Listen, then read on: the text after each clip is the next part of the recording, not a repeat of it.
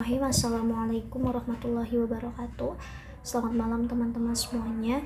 Jadi hari ini kita akan melanjutkan nih di kasus selanjutnya, yaitu kasus partus. Nah, kasus partus ini adalah kasus kedua ya setelah melahirkan. Yang pertama ini kan setelah pregnancy. Yang pertama ini kan kita udah bahas kasus satu tentang pregnancy ya, kehamilan. Nah, dia kan di kehamilan sendiri itu ada proses khas-khas terjadi gitu, kayak peningkatan estrogen dan progesteron yang menimbulkan timbulnya ada beberapa gejala fisiologis yang normal, jadi adaptasi maternal fisiologis yang menimbulkan gejala-gejala dan tanda-tanda kayak gitu. Terus kan kalau fase hamil itu kan ini udah jelasin ya sebelumnya gitu. Nanti di fase kehamilan itu hal-hal yang harus kita sampaikan itu adalah tentunya ya udah langsung aja ke bagian ovulasinya. Nah, dari ovulasi langsung lanjut ke dari ovulasi lanjut ke bagian fertilisasi ya. Fertilisasi habis fertilisasi ya berarti kan hamil ya. Kalau hamil timbullah gejala-gejala klinis yang khas kayak gitu. Oh ya, pembentukan plasenta juga. Pembentukan plasenta, sekresi hormon kayak gitu. Hormonnya kan mempengaruhi berbagai hal gitu. Pembentukan plasenta kan ada sensitotrophoblast, ada sitotrophoblast. Sitotrophoblast ini merupakan lapisan luar, sedangkan kalau sitotrophoblast itu lapisan dalam, di mana sitio itu menghasilkan enzim proteolitik sehingga menyebabkan erosi endometrium yang menyebabkan sel plasenta ini bisa menempel di si plasenta. Iya, pokoknya jadi implantasi kayak gitu ya. Kayak gitulah intinya. Enzim penyerta protein jadi erosi endometrium implantasi. Kemudian lapisan korion ini menggerus dari dinding kapiler ibu sehingga darah ibunya bocor. Menggerus dinding kapiler ibu sehingga darah ibu bocor. Tujuannya ini si plasenta ini untuk pertukaran oksigen dan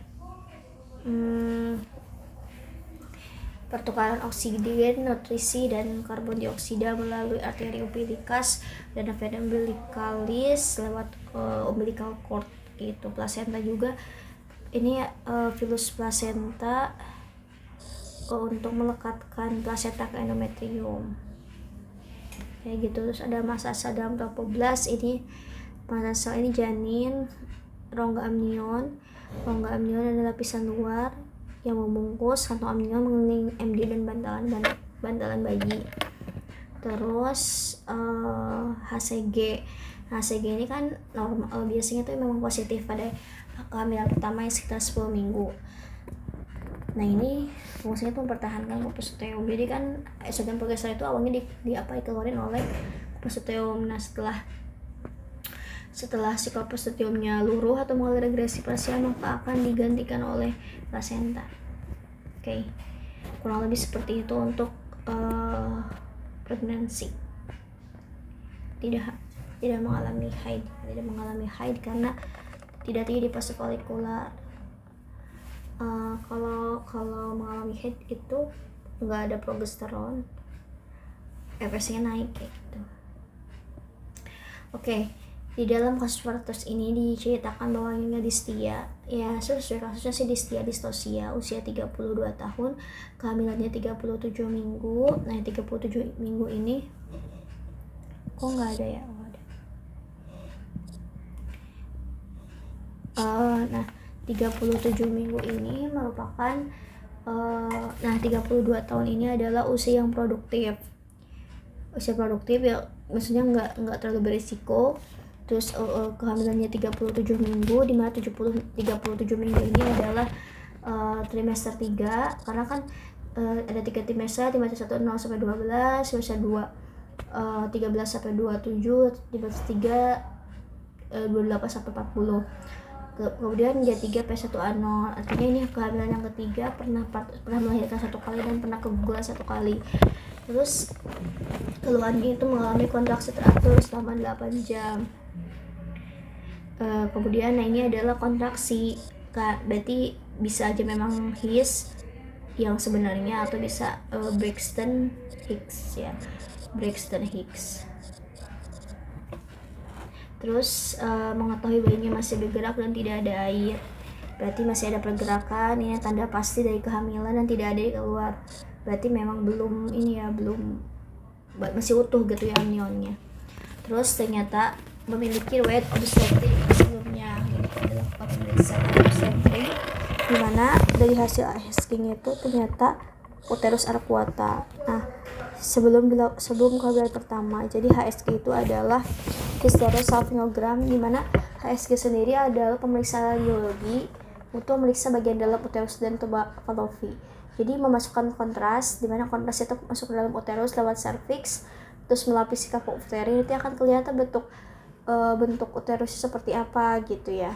Dan indikasinya HSG ini misal pada pasien yang aborsi berulang, mengalami evaluasi rutin infertilitas, melihat klinik ginekologi. Idealnya HSG ini diperiksa di hari ke-9 atau hari ke-10 setelah haid dimulai. Kemudian untuk kontraindikasi itu HSG tidak dilakukan pada pasien yang mengalami perdarahan aktif uterus atau ada inflamasi akut. Kemudian pada pasien hamil itu nggak boleh kontraindikasi gitu. Nah ternyata dari hasil HSG ini terlihat bahwa ada anomali rahim, anomali rahim gitu yang disebut dengan uterus arcuata. Dan jadi uterus arcuata itu adalah suatu minor irregular, jadi ada suatu anomali di mana ada septum, ada sekat kecil di atas uterus gitu. Nah sebetulnya itu berdasarkan penelitian ada yang menyebutkan itu mempengaruhi dan ada yang menyebutkan itu tidak mempengaruhi. Tapi ini juga menjadi salah satu resiko jika memang ada gangguan terjadi pada kehamilannya. Kemudian kehamilan pertama berakhir keguguran spontan. Nah ini juga kehamilan pertama keguguran spontan. Nah ini juga kalau spontan berarti dia alamiah, bukan karena mekanik, bukan karena medisinal. Bisa disebabkan karena memang tadi akibat dari variasi abnormal uterus. Anak lakinya usia 3 tahun, anak keduanya itu berakhir dengan operasi sesar, bayi lahir prematur dengan berat 2000 gram. Nah jadi bayi prematur itu kurang dari 37 minggu gitu, kurang dari 37 minggu. Terus berat badannya itu termasuk BBLR. Beberapa minggu sebelumnya pemeriksaan fisik lab normal, berarti ini tidak ada anemia, tidak ada infeksi gitu.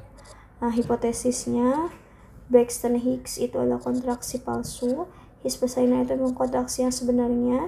Distosia ini adalah gangguan kelahiran, kemacetan partus gitu, karena memang melihat dari resiko-resiko yang sebelumnya terjadi yang pernah dialami oleh pasien gitu, oleh Yunidistia dari riwayat obsesi sebelumnya, dari anomali rahim berupa uterus arcuata, terus pernah keguguran spontan seperti itu, dan lahirnya prematur kayak gitu. Terus dari pemeriksaan fisiknya normal, tidak ada gangguan sistem, obstetrik, pengus uteri 32 cm di atas sifisis. Nah ini sesuai dengan usia kehamilan. Level 1 kepalanya di atas berarti. Terus level 2 ekstremitasnya di kiri ibu, punggungnya di kanan ibu. Level 3 bokongnya di bawah dan telah memasuki pintu atas panggul. Nah kalau udah masuk berarti dia sudah siap untuk dilahirkan, siap partus. Nah ini adalah posisi sungsang karena posisi kepala di ada di pundus uteri, divergen ya, menyebar, artinya kedua tangan pemeriksa itu tidak bertemu gitu, karena ada bagian fetus yang sudah masuk ke pintu atas panggul gitu, keras gitu. Setelah itu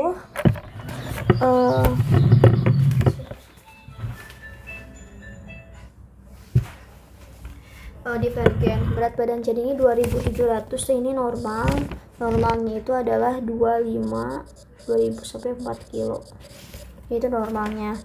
kontraksi sekali dalam setiap 3 menit selama 50 detik kuat, sekali dalam setiap 30 menit 50 detik kuat. Nah ini frekuensinya ya, ciri khas dari kontraksinya. Nah inilah yang bisa kita eliminasi dari Braxton Hicks gitu, karena ada perbedaan yang khas yang terjadi pada Braxton Hicks dan His persalinan yang sebenarnya. Kalau Braxton Hicks itu kontraksinya itu tidak teratur, bisa terjadi kapan saja dan kadang-kadang tidak mendekat, jadi kayak sedangkan kalau kayak bisa kapan aja. Tapi kalau His persalinan itu biasanya semakin kuat dan semakin kuat ketika akan mendekati persalinan. DJJ-nya normal.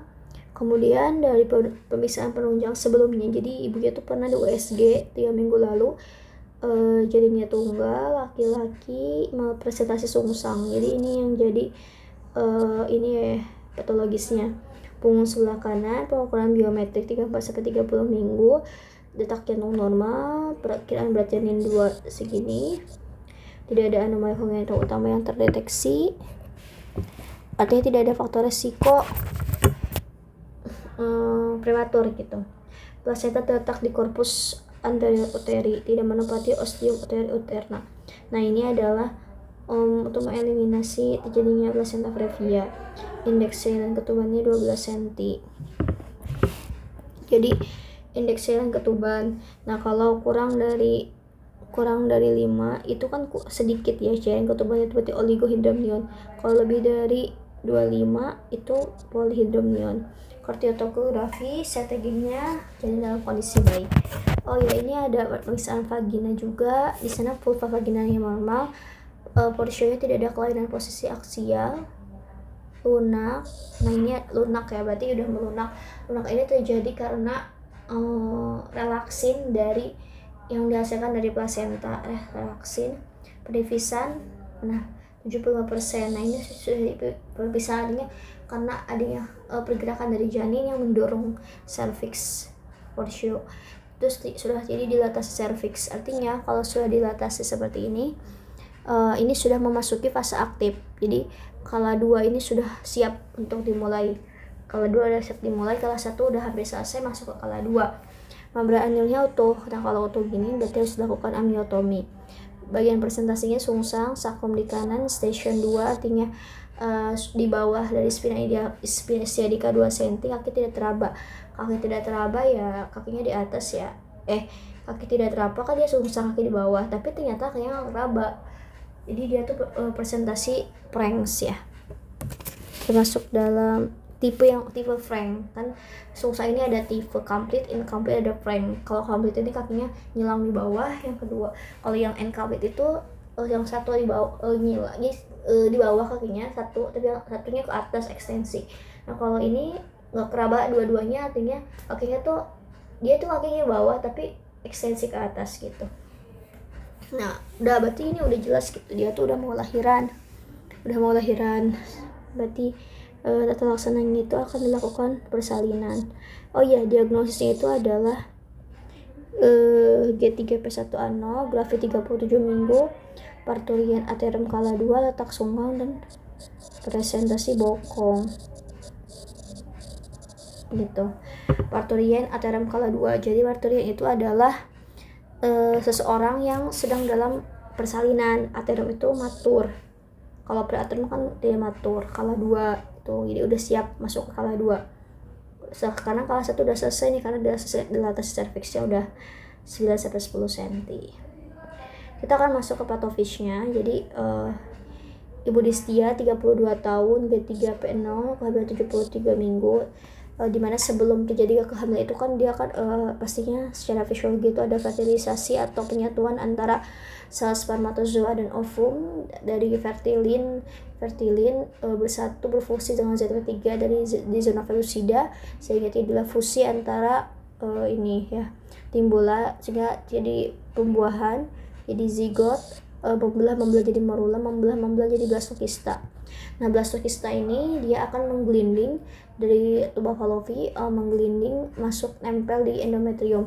Nah dari endometrium itu akan terbentuklah pembentukan dari placental formation atau pembentukan dari placenta, di mana ada sel embryonik yaitu ada syncytiotropoblast, ada sel tropoblast, di mana sel tropoblast ini kebagi dua, ada sel syncytio dan ada di outernya tuh ada tropoblast dan inner cell mass. Nah, kalau inner cell mass itu kan jadi janin kan, rongga amnion. Tapi kalau yang tropoblast ini akan jadi ini placenta, sensitio dan sitotropoblast. Kalau sensitio bagian luar, kalau sito di bagian dalam. Nah, sensitio ini akan melepaskan enzim proteolitik banyak, jadi erosi endometrium. Erosi endometrium sitotropoblast itu akan berproliferasi secara aktif. Akhirnya si plasenta akan terbentuklah plasenta dan melekat erat pada endometrium. Terus korion, tilus plasenta, darah ibu bocor, jadi dari ibu bocor, pokoknya kayak gitulah ya. Implantasi enzim pecinta protein, implantasi. Nah, ketika implantasi, si embryo ini semakin berkembang, membesar, terjadilah peradangan uterus. Di sini total fundus uteri, tinggi fundus uteri, simbisis khusus punggung kanan. Nah, ini ternyata hasil dari pemeriksaan ininya. Pemeriksaan apa ini tuh? Obstetriknya ya, yang baru gitu. Terus dari ini kan terbentuk plasenta. Nah, jadi semakin berkembangnya uterus, semakin matur si uterus ini, fetalnya matur. Maka ketika fetal matur terjadi yang namanya fetal distress atau yang kita sebut dengan aktivasi dari hipofisis pituitary HPA axis, hipofisis pituitary anterior pada fetal gitu. Nah, ketika fetal distress pertama di hipotalamus janin itu mensekresikan GnRH, gonadal releasing hormone. GnRH ini akan merangsang hipofisis anterior untuk mensekresikan ACTH. ACTH ini akan merangsang kota adrenal untuk mensekresikan kortisol dan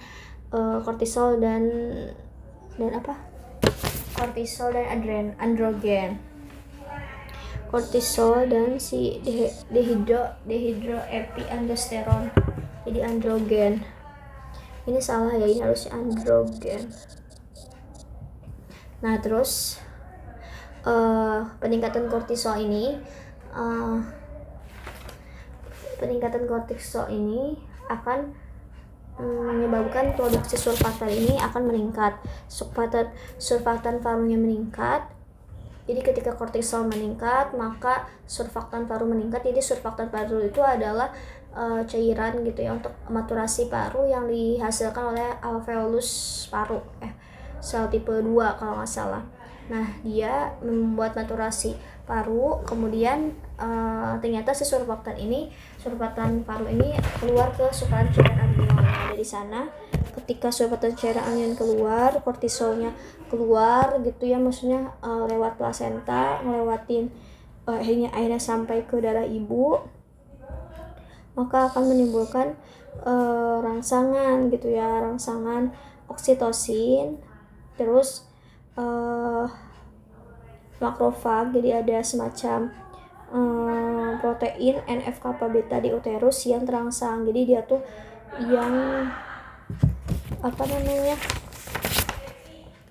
yang regulasi proinflamasi. Ini akan mensekresikan prostaglandin dan interleukin 8. Jadi itu tuh proinflamasi. Tapi sebelum itu, jadi kan dia si kortisol tuh meningkat. Kalau kortisol meningkat, dia nyampe ke darah ibu. Dari darah ibu dia menstimulasi hipotalamus ibu untuk mensekresikan, untuk mempengaruhi hipofisis posterior, mensekresikan oksitosin. Oksitosin ini membuat kontraksi miometrium. Nah, jadi ketika itu progesteron ini jadi menurun. Jadi ketika si kortisol ini nyampe ke darah ibu, yang terjadi adalah estrogen menurun, progesteron menurun, terus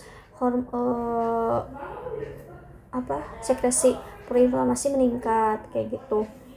Nah, semakin pergerakan janin meningkat, oksidasi juga semakin meningkat, jadi feedback positif kayak gitu.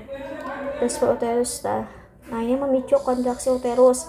Ketika memicu kontraksi uterus ini sesuai, jadi dia itu ada kontraksi reguler selama 8 jam. Kemudian janinnya kan makin mendorong ke bawah ya, makin mendorong ke bawah. Itu kan stimulasi reseptor dari serviks.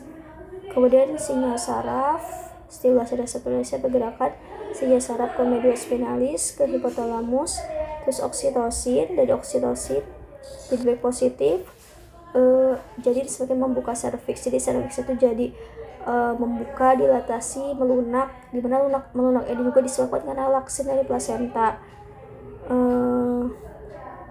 Ayo dilatasi dan janin bisa keluar partus per vagina dengan presentasi bokong, produksi prostaglandin gitu. Itu gampang sih, insyaallah lah ya, bisa dipahami juga. Jadi oksitosin juga selain karena pengaruh kortisol, pengaruh ini dia tuh karena pergerakan janin, ada stretch uterus. Jadi stretch uterus ternyata taut celah di miometrium ini jadi berkurang. Di samping itu tadi kan udah dijelasin ya, jadi si Buddhistia ini ada riwayat uterus arcuata, ada resiko keguguran, abortus spontan di kalian 1, resiko kelahiran prematur, sesar, bayinya melintang di kehamilan yang kedua, BBLL, resiko malpresentasi karena terlihat dari hasil Leopold juga pemeriksaan vagina ya, ini resiko distosia, tapi ternyata selama lahir ya lancar-lancar aja gitu ya. Oke, ternyata insyaallah lebih mudah ya, lebih bisa difahami gitu. Oke. Cukup sekian dari saya, singkat banget ya, kebetulan banget emang lebih cepat, tapi intinya sih interleukin 1B interferon kayaknya lebih insyaallah sih ya, tapi takut juga, tapi mudah-mudahan bisa, karena dosen teknologinya agak ngeri-ngeri sedap sih. Baik, cukup sekian dari saya, terima kasih. Wassalamualaikum warahmatullahi wabarakatuh.